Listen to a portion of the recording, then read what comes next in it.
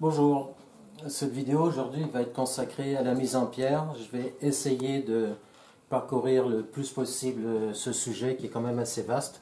J'ai des exemples de bijoux qui sont des exercices faits à l'école en 71-73. Et puis je vais vous montrer une démonstration avec le porte-scie pour comment ouvrir une mise en pierre, comment faire une mise à jour, etc. Donc je commence par vous expliquer par exemple que dans la mise en pierre, on peut soit tracer avec un compas à partir du moment où on fait une bande qui a une largeur rectiligne ou légèrement en dégradé, mais on peut aussi dessiner à l'encre de Chine sur de plus grandes surfaces, je vais expliquer un peu après. Donc, par exemple, si on a une première bande, comme ça ici, que l'on veut préparer, je vais faire comme ça, ce sera mieux, que l'on veut préparer des mises en pierre toutes identiques. Le dessiner au compas ou le dessiner avec l'encre de Chine, c'est possible, mais le plus simple, c'est de prendre un repère avec un compas, de tracer ici de chaque côté, et puis de tracer légèrement un espace parfaitement régulier pour ensuite percer et ouvrir. Aujourd'hui, on le fait beaucoup à la fraise, parce que jadis, il y avait des pierres de diamants de taille ancienne qui n'étaient pas des pierres rondes. Donc la première raison pour laquelle on ouvrait à la scie, c'est justement pour pouvoir ajuster des pierres dont la forme était plus ou moins régulière et ça permettait d'ajuster chaque diamant dans une ligne de ce genre. On voit ça dans les bijoux anciens. Donc aujourd'hui, avec les diamants parfaitement ronds, surtout si on a suffisamment de stock, on peut arriver à avoir des diamants qui ont tous le même diamètre. Ensuite, bien sûr, on peut avoir des lignes qui seront petit à petit en fuite. Alors là aussi, l'idéal dans un cas comme ça, c'est d'ajuster une première pierre, une deuxième, une troisième, quatrième, une cinquième, parce qu'il va être difficile, vu que l'espacement sera différent à chaque fois, ça va être difficile de prendre un compas avec un écart régulier. Il vaudra mieux faire une mise en pierre petit à petit. Et puis après, il y a les fameuses formes où il y a une mise en pierre nid d'abeilles sur des surfaces beaucoup plus grandes, mais ça je vais y revenir tout de suite après. Donc l'idéal pour moi c'est le compas et tout ce qui est mise en pierre ou autre, si on a des tracés parfaitement réguliers, ensuite au jugé, avec l'expérience, on arrive à faire des choses très régulières et respecter parfaitement les emplacements nord, sud, est, ouest autour d'un carré imaginaire.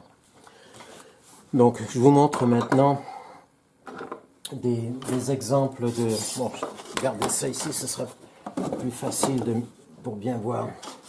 Ici, une pièce qui a été faite, c'est des pièces, des exercices qui étaient faits à l'école de joaillerie à la BJO à Paris. Donc ici, vous avez des calibrés qui sont sertis sur la longueur. Ici, en serti calibré ou serti clos si on veut, serti en haut et en bas.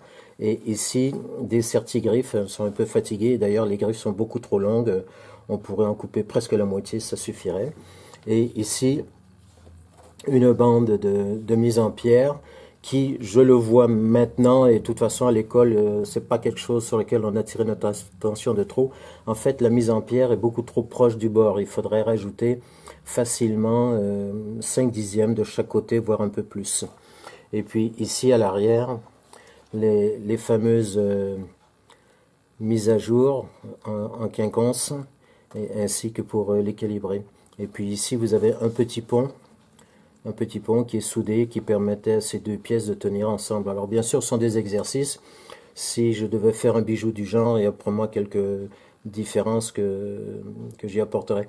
À noter par exemple ici un battage qui est fait en fil, qui a été soudé tout le long, ce qui fait que parfois on peut avoir l'impression que l'épaisseur de la mise en pierre, la bande de plané, 12 dixièmes, 13 dixièmes, c'est un peu mince. En fait, en joaillerie, c'est presque toujours renforcé par un battage en dessous. Et les battages en joaillerie, ils peuvent être soit en fil rond, soit en fil carré, soit avec un battage qui sera avec des picots qui peuvent être comme ceci ou des tubes, ce qui fait qu'on peut avoir donc un battage de ce genre ou bien comme ceci. Donc c'est, disons, les trois battages les plus fréquents pour ce qui est de ces bandes avec mise en pierre. Ensuite, ici, donc un autre exemple, c'est un truc que j'aime bien, je trouve ça élégant, ce genre de dessin. Donc là, ici, toujours, là, le battage, on le voit, le battage est fait avec un fil rond, ce qui fait que ça donne comme une petite ligne supplémentaire sur le côté, ça rend la monotonie de la largeur. Donc celui-là était en fil carré, et celui-là en fil rond. Ici, une pièce un peu plus complexe, toujours mise en pierre, calibrée, et puis chatons de toutes sortes. Donc des chatons, ça c'est des chatons mécaniques pour des pierres avec 4 griffes, et puis des chatons avec 2 griffes pour décalibrer. La particularité, c'est que ce genre de pièce est mis en plâtre, enfin c'est mis sur des pâtes à modeler, et ensuite, à l'arrière, enfin devant, on met un petit peu de vaseline un peu partout, pour qu'une fois que le plâtre est coulé, on puisse placer les fameux ponts ici tout autour, qui sont des ponts, qui sont des anneaux limés plats, posés en place sur une partie plate, soit du chaton, soit du calibré, pour ensuite être soudés. Donc c'est quelque chose qui est relativement long, mais ça permet de faire des pièces avec une grande légèreté, et ça, la haute joaillerie, c'est une astuce qui est très fréquente. Ensuite, ici, des emmaillements, ça c'est tout simple, ça j'en parlerai une autre fois. C'est des emmaillements qui sont connus, mais ça fera une vidéo pour une autre fois. Voilà. Ici, exercice toujours de mise en pierre sur des parties anglais et courbes et droites, et toujours avec un battage. Là ici, c'est un battage en fil rectangle, un petit peu plus haut. Donc une pièce comme ça, une fois que c'est soudé, c'est extrêmement solide. Ensuite, ici, on voit une surface justement nid d'abeille. Donc un nid d'abeille comme ça, c'est dessiné à l'encre de Chine, de manière à ce que autour d'une pierre, il y en ait toujours 6 autres. C'est pour ça qu'on appelle ça nid d'abeille. Donc ici, encore une fois, bon, ça c'est du travail d'école. Manifestement, je trouve que la mise en pierre est trop proche du bord. Donc pour le sertisseur, ce serait difficile de faire un filet, parce qu'il serait obligé d'interrompre et de tomber dans un diamant. Donc ça manque un petit peu de largeur ici. Et je vous montre là la mise à jour nid d'abeille hexagonale qui est fait à la scie et avec les fameuses cloisons qui restent et qui doivent avoir tout un mouvement. Donc on voit par exemple celle-ci ici qui est moins belle comme mise à jour par rapport à celles-ci qui sont beaucoup mieux réussies. Ensuite, voilà, donc maintenant je vous montre aussi, donc encore une fois toujours ces fameuses mises à jour. Donc par exemple ici pour des pierres assez grosses, donc ça c'est un exercice, mais bien sûr il faudrait que ce soit batté après, parce que ça comme ça ce serait trop fragile.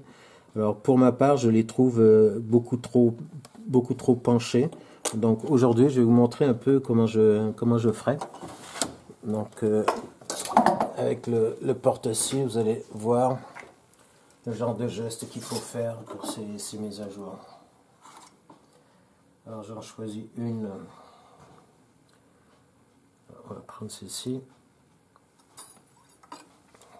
Alors à noter que la mise à jour est quelque chose d'essentiel en joaillerie. S'imaginer que ça ne sert à rien, c'est soit de l'ignorance, soit de la stupidité.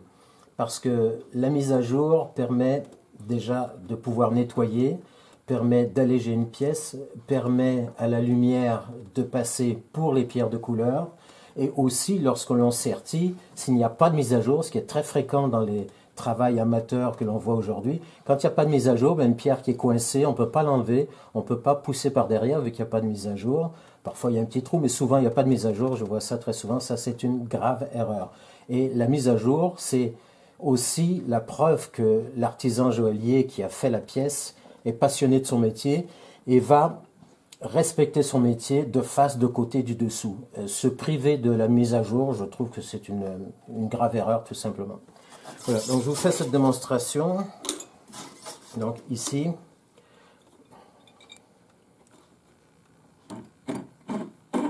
alors le métal c'est du Maïchor. Vous voyez, je fais un angle qui est un peu plus redressé que n'était ce que j'avais fait à l'école à l'époque.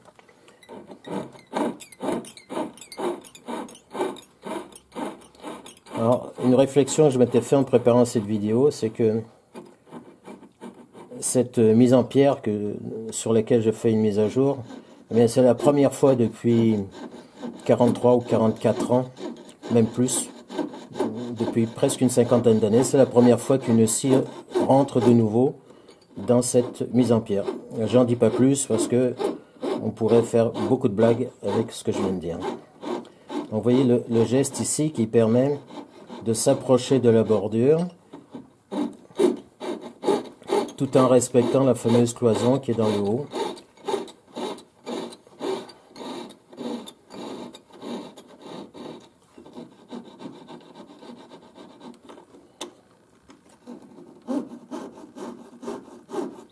Alors très souvent j'ai le pouce qui touche le dos de la scie qui glisse, et c'est cette scie qui glisse qui fait un point d'appui qui permet d'être extrêmement précis et de s'arrêter pile à l'endroit où il faut s'arrêter, parce que justement le geste est contrôlé, l'effort est contrôlé et on avance uniquement de la quantité qui est nécessaire.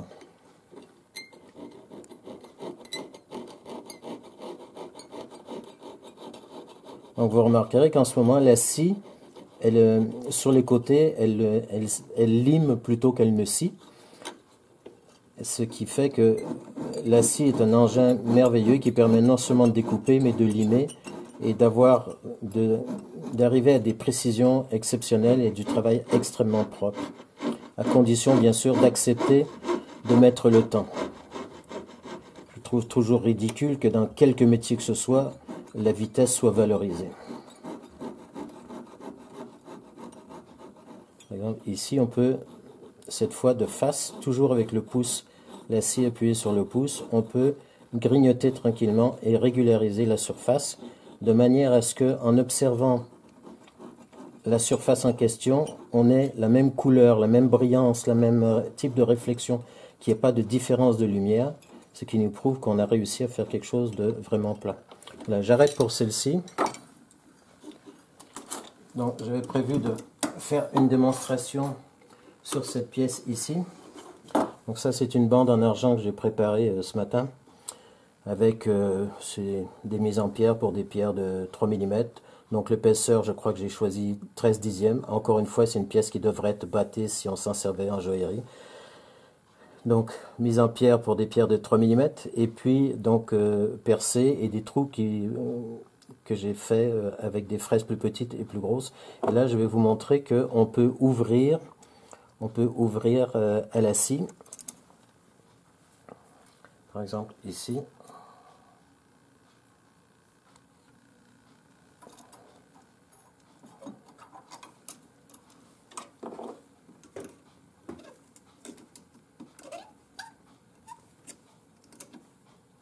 Si je ferme à la pince, c'est que mon porte-scie est un peu fatigué. Et plus que moi, parce que moi je me sens plutôt en forme. Bon, voilà. Donc ici, aïe, casser la scie. Bon, il faut changer ça au plus vite.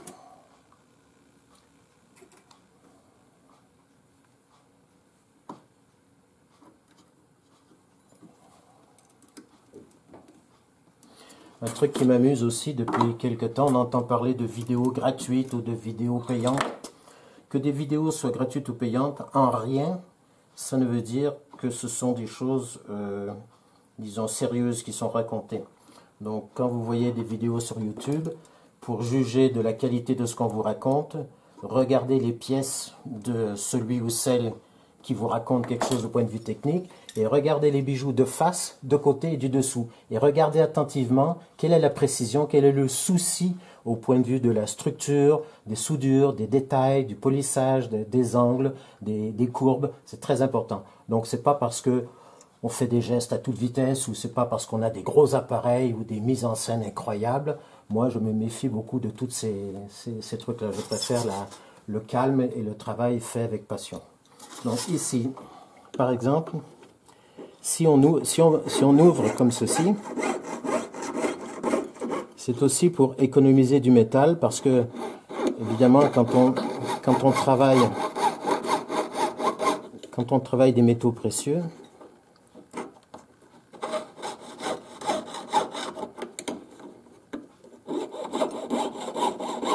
donc là je scie en angle et là je le fais sans aucun repère. Je sais que je découpe un cercle dans un carré.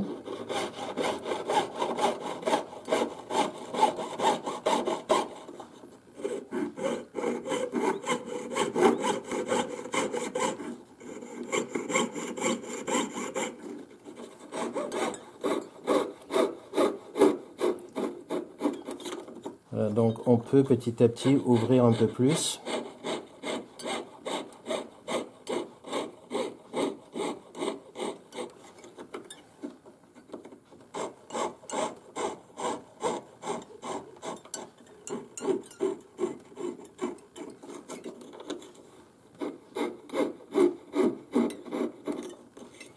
Se rapprocher le plus possible des limites qui ont été tracées.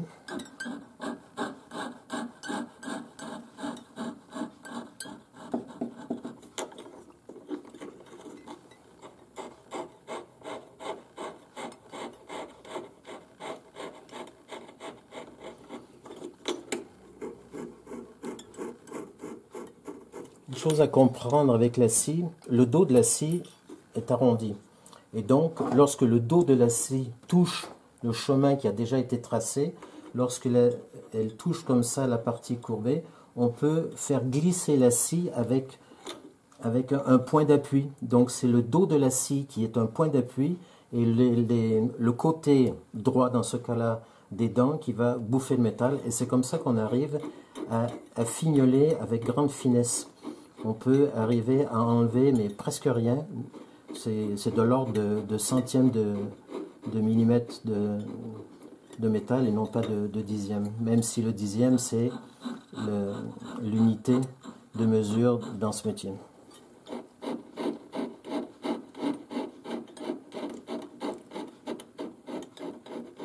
Voilà, donc ça c'est un cercle qui est pas si mal, qui est plutôt propre. Donc maintenant on va compléter avec la fraise.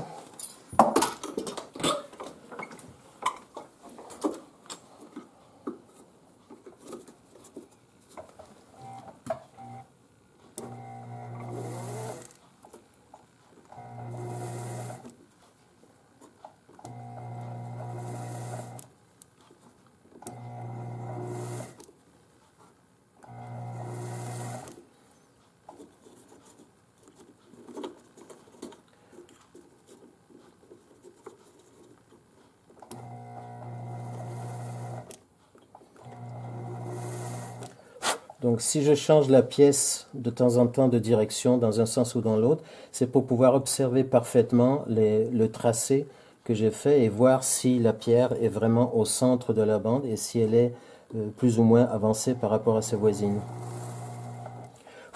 Alors toujours avec un éclairage que l'on peut modifier pour être certain de bien voir. Donc l'avantage d'une mise en pierre qui est ouverte à la scie, c'est une économie de métal. Même si ça peut représenter peut-être peu, mais au prix de l'or et du platine aujourd'hui, moi je trouve que ça vaut la peine. Voilà, je pense que pour ces démonstrations du travail de la scie, par exemple ici, j'ai fait une mise à jour ce matin pour montrer. Donc c'est toujours... et les mises à jour, les cloisons ici, c'est quelque chose que j'ai fait au pif. C'est-à-dire je sais que le centre est ici.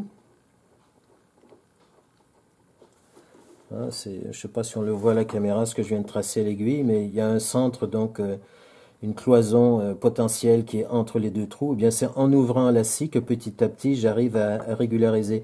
Et une fois que ce travail est terminé, moi je le considère toujours comme brut. Eh bien, une fois que j'ai terminé ce genre de travail, je vais émeriser. Et en émerisant, je me retrouve avec une couleur absolument identique partout, autant pour la cloison que pour les bordures. Il n'y a plus de tracé, il n'y a plus rien. Donc, en retournant une deuxième fois avec la la scie, je vais pouvoir régulariser encore et voir s'il y a des petites vagues, s'il y a des petites irrégularités. Par exemple, ici, c'est moins large que ici, donc là, je devrais y retourner. Donc, c'est un peu cette manière de faire.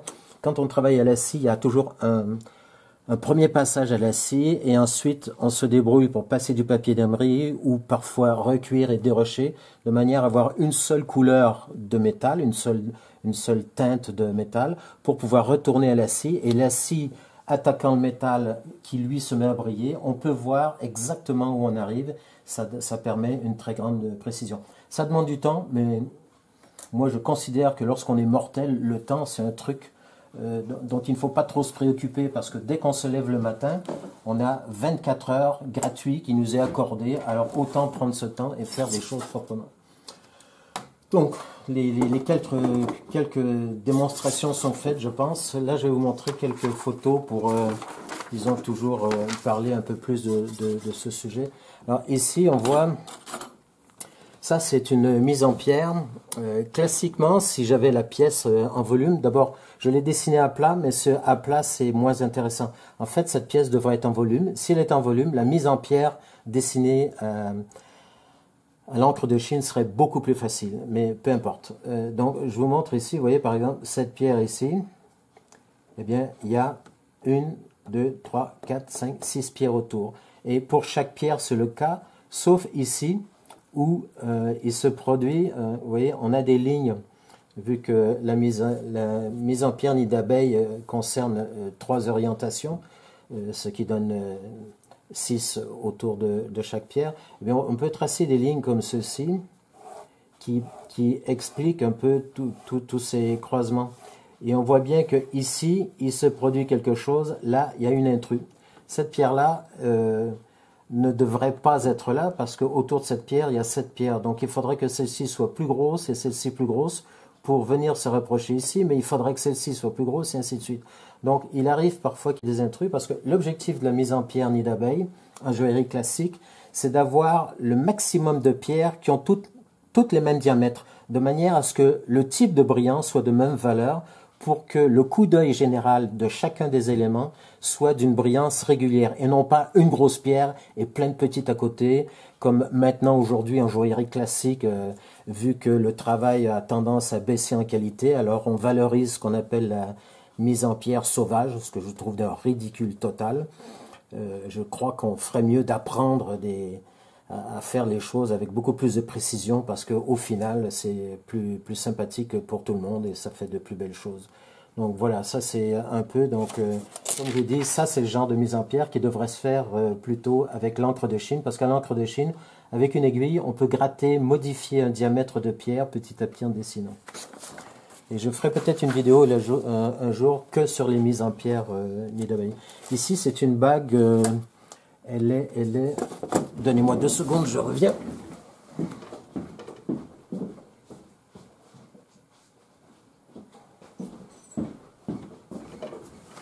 Voilà. Donc, il s'agit de cette bague. C'est une bague que j'ai fait à Paris à l'époque de mon CAP de sertisseur. Donc c'est 1975. Et en fait 77 le CAP sertisseur. Le 75 c'était le brevet de gémologie. Donc cette bague ici, ce sont des spinels qui sont en certigrain, et avec un battage qui lui est donc un battage embouti et qui a été découpé à la scie. Et puis une mise à jour, ça je vous en reparle tout de suite après. Donc vous avez vu la bague en vrai. Donc ici, dans le sertissage, on aperçoit ici par exemple, ça ce sont 3 grains. Ici. Et les pierres, donc le diamètre des pierres se situe ici.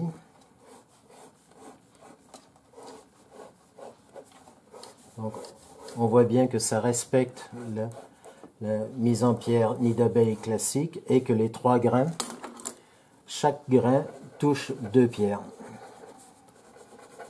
Alors, nul doute que je pourrais faire mieux aujourd'hui, mais le principe est absolument le même. Alors on voit parfois aujourd'hui des sertissages qui sont, je dirais, beaucoup plus je sais pas si j'ai quelque chose de rouge. Bon, allez, on va prendre la feuille noire. On voit souvent aujourd'hui, même dans les mises en pierre, on voit au lieu de faire 3 grains, vous allez avoir un gros grain ici, un gros ici, et ainsi de suite. De manière à sertir toujours comme ça. Ça, c'est quelque chose que j'aime moins parce que les pierres qui sont serties 2 grains, parce que le diamant étant très dur, à chaque fois qu'il y a un choc sur un diamant, ben, le diamant a la force pour pousser sur un grain. Et éventuellement, quand il n'y a que 2 grains, la pierre peut basculer et puis tomber. Donc ici, sur cette bague en question, ça c'est la mise à jour nid d'abeille. Donc comme je vous ai montré tout à l'heure, c'est dans le même esprit. Et ça fait quand même, quand on regarde le dessous d'une bague, c'est beaucoup plus joli de voir ce travail fait à la scie que de voir des trous qui sont plus ou moins de travers. Ça, à chaque fois que je vois ça, je pleure pour mon métier. Alors ici, une particularité, c'est cette bague ici. Donc c'est une bague qui est très emboutie, très en volume. Et là, il devient difficile de faire une mise à jour en respectant les 6 côtés de la mise en pierre. Donc ici, on se retrouve avec une... Je vais le faire avec un feutre noir, c'est plus facile à voir. La mise en pierre, la mise à jour, pardon, c'est tout simplement comme ceci. Donc ça respecte l'idée de la mise en pierre, mais ça permet au point de vue mouvement, vu que la place pour la scie est très limitée. D'ailleurs, ce travail, si je me rappelle bien, la pièce avait été montée avec un corps de bague qui était rajouté, c'est-à-dire que le corps de bague, la mise à jour était faite séparément, et ensuite le corps de bague était ajouté, parce que autrement, bien sûr, avec la scie, c'est extrêmement difficile de passer. Ici, un exemple, c'est une croix qui est, donc là, c'est la mise en pierre sont décalibrées. Donc dans ce cas-ci, c'est des pierres carrées, c'est des rubis synthétiques, procédé Verneuil, c'est des pierres qui sont vraiment pas chères, mais qui brillent beaucoup, qui sont toujours sympathiques, je trouve. Donc cette croix, mise en pierre, sertissage latéral tout autour, un battage relativement fin. D'ailleurs, si je refaisais cette croix aujourd'hui, je rajouterais des picots, parce qu'un seul sur toute cette longueur, c'est beaucoup trop faible. Alors, la difficulté dans une pièce comme celle-ci, c'est de réussir à sertir la pierre du centre, avec pratiquement pas de métal dans chacun des coins ici, et de pousser ici ce plané, de manière à non seulement sertir les 2 pierres qui sont ici, mais qui est assez d'avancée ici pour jouer pratiquement le rôle de 4 griffes. Et ça ne peut se faire qu'avec une très grande précision de mise en pierre et éventuellement plutôt de faire dans un seul plané, bien sûr, hein, pas de soudure, parce que s'il y a soudure ici au coin, le risque que ça casse et que le sertissage rate est très grand.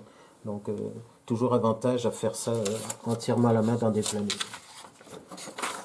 Ça ici c'est le dessous de la croix.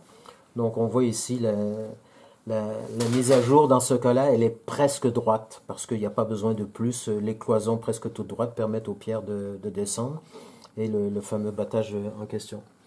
Voilà, c'est fini pour cette vidéo. Surtout, si vous avez des questions très précises, vous pouvez me les poser à la suite de toutes les vidéos que je fais. En général, je réponds, surtout depuis quelques années, je réponds beaucoup plus systématiquement. Là, je prends plus de temps pour répondre. Et si, suite à toutes ces vidéos que je fais depuis quelques temps, vous avez des questions genre FAQ, n'hésitez pas. Parce que j'ai reçu 2 questions qui, étrangement, sont en gros les mêmes. Donc, la prochaine FAQ que je ferai d'ici une semaine ou 2, je vais voir. Il est possible que cette question qu'on m'a posée 2 fois fasse une seule FAQ à elle toute seule, parce que c'est vraiment une sacrée question.